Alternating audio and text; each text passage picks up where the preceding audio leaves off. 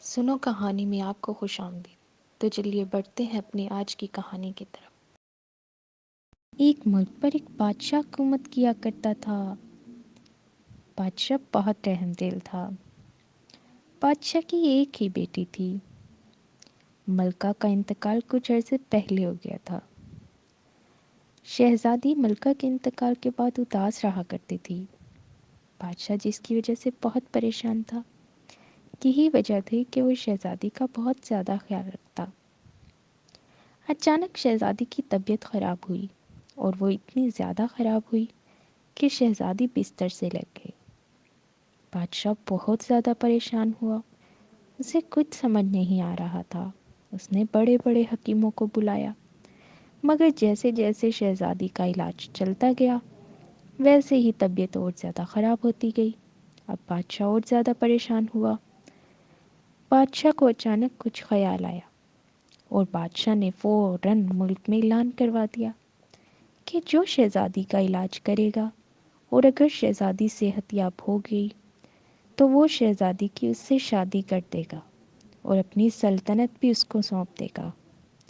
یہ اعلان ہونا تھا کہ پورے ملک سے مختلف لوگ آئے اور انہوں نے کہا کہ وہ شہزادی کا علاج کر سکتے ہیں۔ اعلان کو سنتے ہی بہت سے لوگوں نے دعویٰ کیا کہ وہ شہزادی کا علاج کر سکتے ہیں، جس پر بادشاہ بہت خوش ہوا۔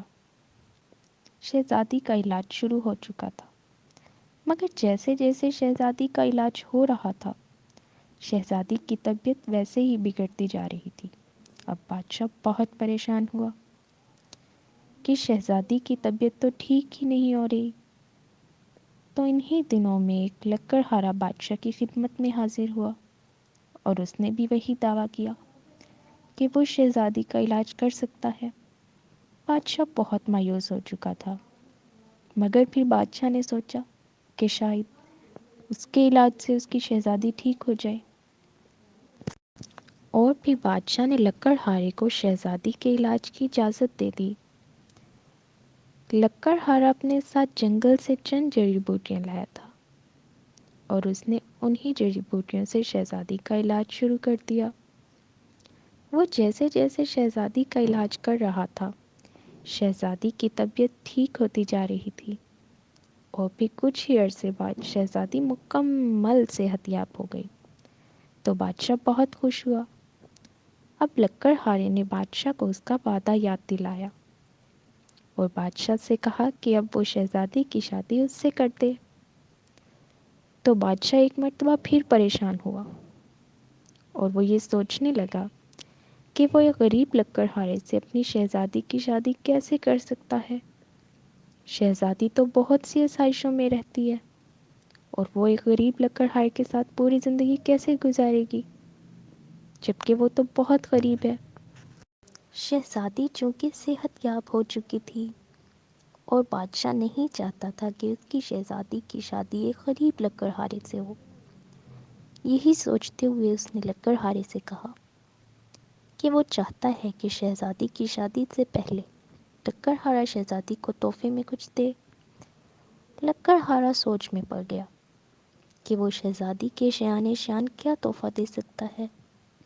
تو بادشاہ فوراً بولا کہ شمال جنوب میں جو دریا بہتا ہے اس کے اندر بہت خوبصورت اور قیمتی موتی ہیں، اگر لکڑہارا وہ لے آئے تو وہ شہزادی کی شادی لکڑہارے سے کر دے گا۔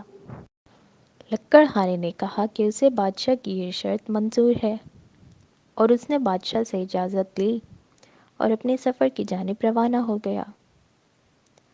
بہت سی محنت اور کوششوں کے بعد لکڑہارا وہ خوبصورت اور قیمتی موتی حاصل کرنے میں کامیاب ہو گیا، اور وہ ایک مرتبہ پھر بادشاہ کی خدمت میں حاضر ہوا اور اس نے وہ موتی بادشاہ کو پیش کیے۔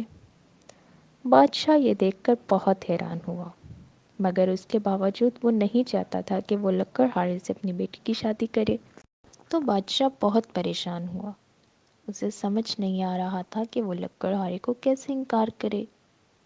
تو اچانک اسے ایک ترکیب سمجھ میں آئی اور اس نے لکڑہارے سے کہا، شہزادی چاہتی ہے کہ لکڑہارا خود دوست ممالک میں جائے اور انہیں اپنی دعوت دے شادی کی۔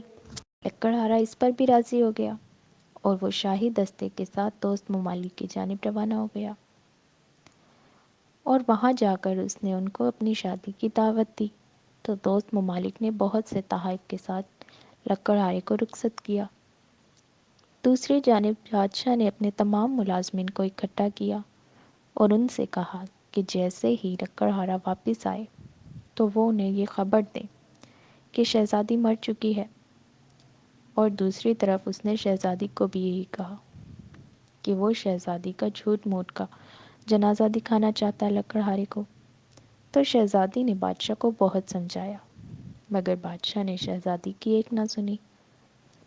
جب لکڑہارا واپس آیا تو تمام ملازمین نے لکڑہارے کو یہی بتایا کہ شہزادی کی موت ہو چکی ہے اور شہزادی کا جنازہ جا رہا ہے۔ تو لکڑہارا بہت پریشان ہوا اور اسے بہت افسوس بھی ہوا۔ وہ جنازے کے ساتھ ساتھ چل رہا تھا۔ دوسری طرف بادشاہ کے حکم کے مطابق ایک خاص ملازمہ کے ساتھ شہزادی کو جنگل میں ایک جھونپڑے میں رکھا گیا تھا جہاں پر اسے کوئی نہ دیکھ سکے۔ اتفاق سے اس جھونپڑے کے اندر ایک خونخوار بھیڑیا آ گیا اور بھیڑیے نے اس ملازمہ کو مار دیا۔ شہزادی بچتی بچاتی جنگل کی طرف دوڑ گئی، مگر وہ زخمی ہو چکی تھی تو شہزادی بے ہوش ہو کر گر پڑی۔ دوسری طرف ملازمین شہزادی اور ملازمہ کو واپس لینے آئے تو انہوں نے دیکھا کہ جھونپڑا خالی ہے اور جھونپڑے کے قریب ملازمہ کے کپڑے پڑے ہوئے ہیں پھٹے ہوئے، جن پر بھیڑیے کا خون لگا ہوا ہے۔ انہوں نے وہ کپڑے اٹھائے اور بادشاہ کے محل پہنچ گئے، اور انہوں نے بادشاہ کو بتایا کہ شہزادی اور ملازمہ کو کوئی بھیڑیا کھا گیا ہے، جس پر بادشاہ بہت افسردہ ہوا اور اس نے سوچا کہ اگر وہ لکڑہارے سے اپنی شہزادی کی شادی کر دیتا تو آج شہزادی زندہ ہوتی۔